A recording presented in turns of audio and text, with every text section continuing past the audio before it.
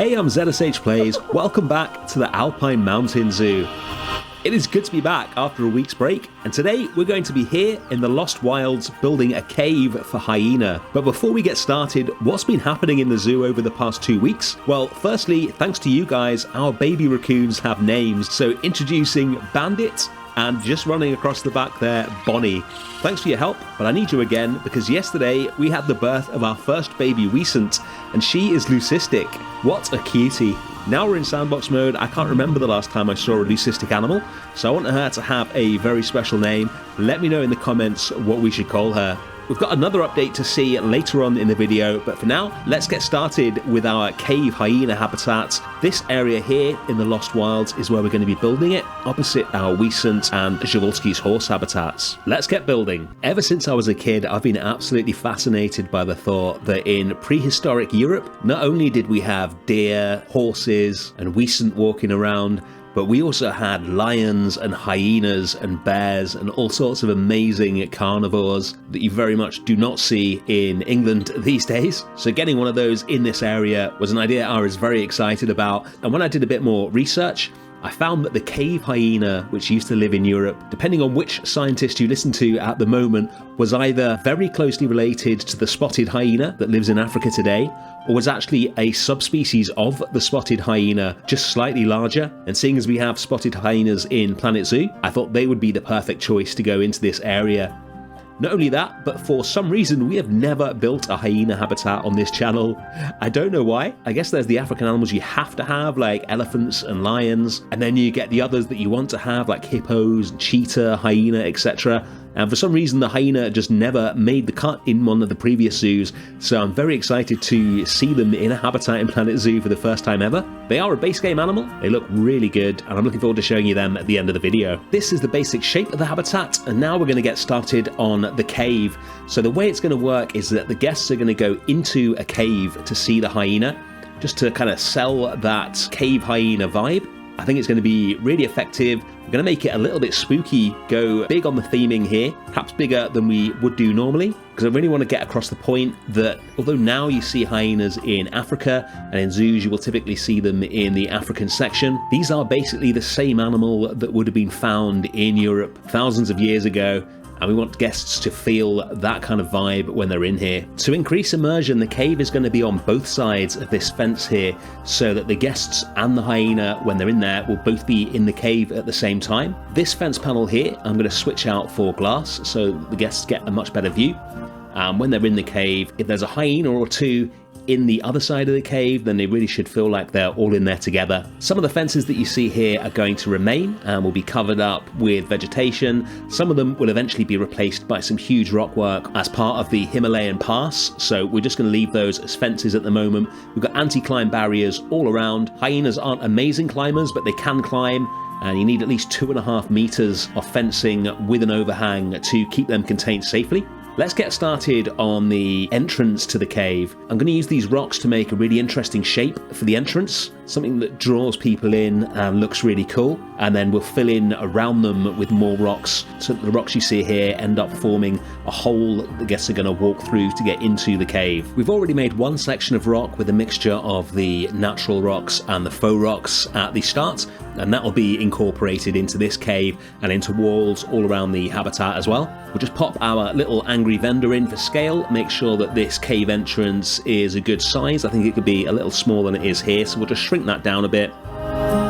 And then we can start filling in the rest of the cave with the rock pile that I just mentioned. I've said this many times, but in my opinion, the best way to do rock work is to make one good looking chunk of rock like this that's got all 4 sides into it, and then you can just keep using that one piece of rock and rotating it, and you get a really natural look without having to manually place each piece of the rock, which, depending on how big the rock work is that you're going for, can save you an enormous amount of time. So this is taking just a few seconds, and we got one side of that cave done already.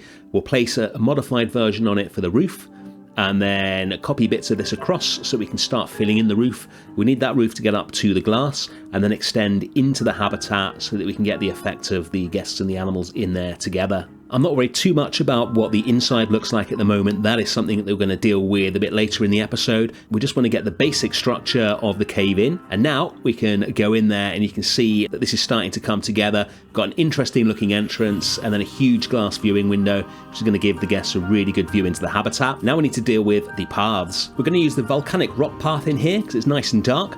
And then we'll just join it up to the sand paths that we're using everywhere else. We'll pop a few more bits of rock in to start extending this out into the habitat itself, and then tidy up the sides with some more rocks so it starts looking like a really well-made cave, and then we can start decorating it and theming it.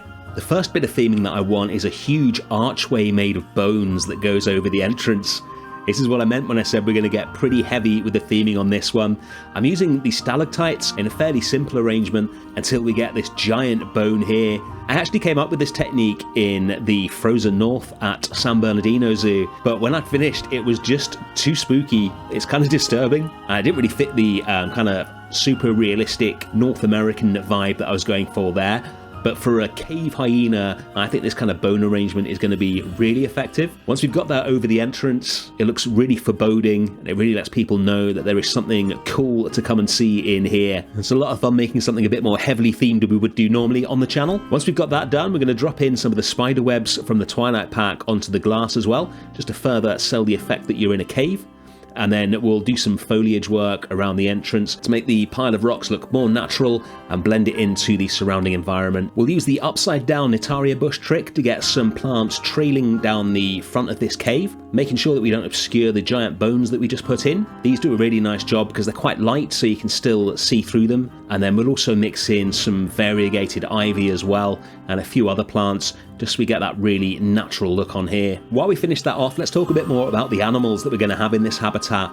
So something else I found out in my research is that there is currently a surplus of males in the spotted hyena breeding program due to the way their society works, with one very large, very aggressive female ruling the pack. Once they reach 1 or 2 years old, the males have to move out or they are not going to enjoy their lives very much, whereas the young females are able to remain, and that's what's led to the surplus. So we're going to have a group of males in this habitat to replicate what the breeding program is currently requesting zoos to do. There we go, that's all the foliage on the exterior done. Let's do some more work on the interior.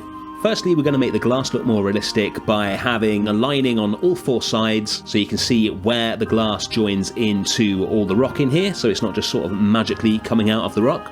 We're just going to use 1 iron fence post for that, copy it around, manually rotate it into place so it exactly follows the line of the rocks, and trying to keep the same thickness with each piece we place down.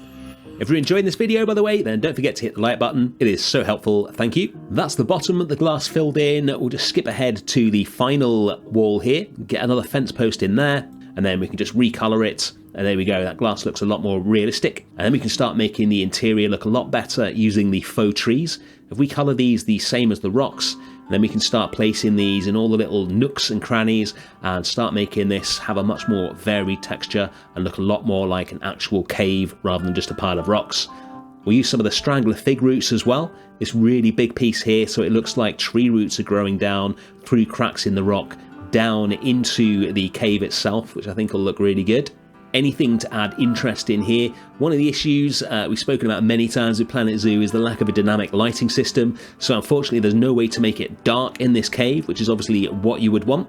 So we're going to do as much detailing as possible just to really sell the cave experience, even though we can't have the darkness. I'm going to use a workshop blueprint here made by Robustus from their North American Megafauna pack. And we're just going to cut a few of the bones out and have them on a little ledge here to further give that kind of old prehistoric cave vibe. And then we'll make sure that the hyenas are actually going to be visible from the cave with some enrichment items which we can colour to look more like bones and some straw for them to sleep on. It's a shame this enrichment item doesn't look more like a real bone, because then it could have a lot of uses.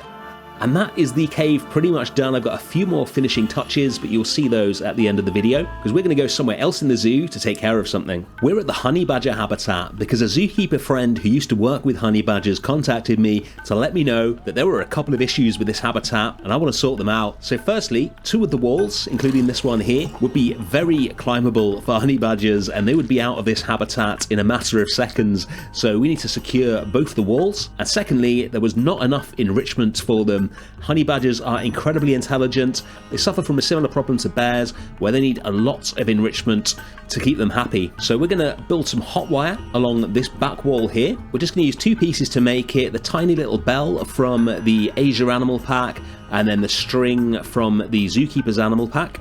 We're going to drop an extra enrichment item into the main part of the habitat, and then we're going to plaster over this back wall because those rocks sticking out will be very climbable for them. So we'll cover it up with some smooth plaster they can't climb. Well, this is actually a limestone wall panel because that's got the brightest white. We'll cover this whole bottom side of the wall, just leaving a gap for his little access hatch there. Lower the terrain a bit, and with that and his new cardboard box enrichment, our honey badger should now be safe and sound in his habitat. Back to the hyenas, we're going to build a second viewing gallery here. This one's going to be a lot simpler than the first one.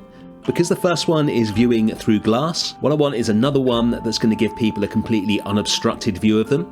So we're going to use the same technique that we used for the horses and the Wiesen to create a no barrier viewing gallery where we have a ditch here that will prevent the hyenas from being able to get out. And that means we can remove the fences, and then we'll just replace them with some of the palisade fence that we used in the rest of the area. If you missed the last episode, it's just one of the African wood pieces copied multiple times. Get a path going up here, and then start working on turning this hole in the ground into something that looks realistic. These kind of ditches right next to guest paths are such a nightmare to build because of the way you can't edit the terrain around the path properly. So what we're going to do is fill it with sand, and then we'll drop in some of our rock piles to make the habitat side look good, which is the easy bit. And then we're going to use some of the upside down faux trees to make the wall on the guest side of things. So with random rotation turned on, we're just going to copy this tree all the way down this line in the path here.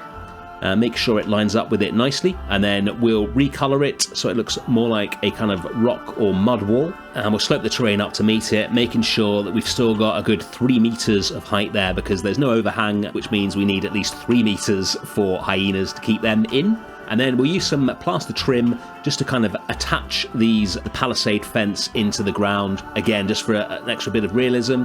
Do some work on the fence to make sure it follows the angle of the path well, and then we can move inside the habitat and start getting some points of interest in. The first one is this. One of my main visions for this habitat, aside from the cave, was to have some rocks that the hyenas could get on top of and kind of look down in a menacing fashion and snarl. I'd love to do that on top of the cave itself, but then we'd have to put a fence in there to stop them getting out, and that would kind of ruin the look. So we're going to build a rock pile here.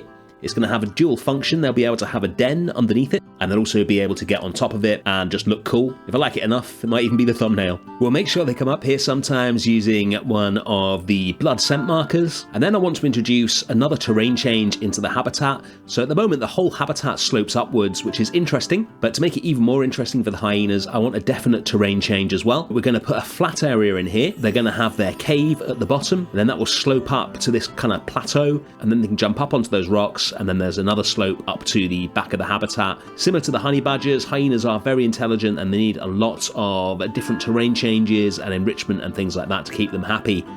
We'll add in the obligatory buffalo grass just to make everything look good, and as always we'll leave some trails where the hyenas have been walking and the grass has been flattened. And then we're going to add one final little detail to the inside of the cave.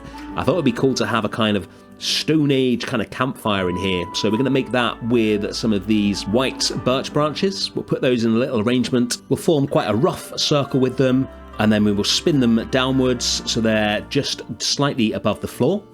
And once we've got all of them done like that, then we can select them and group them, copy and rotate them, and this will start forming a little campfire. So one more piece, we'll move that to make sure we've got the circle. And there we go. We're going to surround it with the smallest of the faux rocks with random rotate all on so that each rock looks different. Get those to a colour that matches the rest of the cave, and then just sink those down into the ground a bit. There we go, we've got ourselves a little campfire. And that is the habitat complete. Let's check it out. There's a mixture of beauty and slight eeriness here that I really like. And the viewing into the hyena cave works really nicely. I really enjoyed having hyenas in the zoo, seeing them for the first time in the game. And they use their big rock as well, which is great, standing exactly where we want them to, looking very impressive. I've got 3 of them in here. That is apparently the recommended amount for a group of males. They're very active, and obviously they make those amazing laughing noises as well, which is great.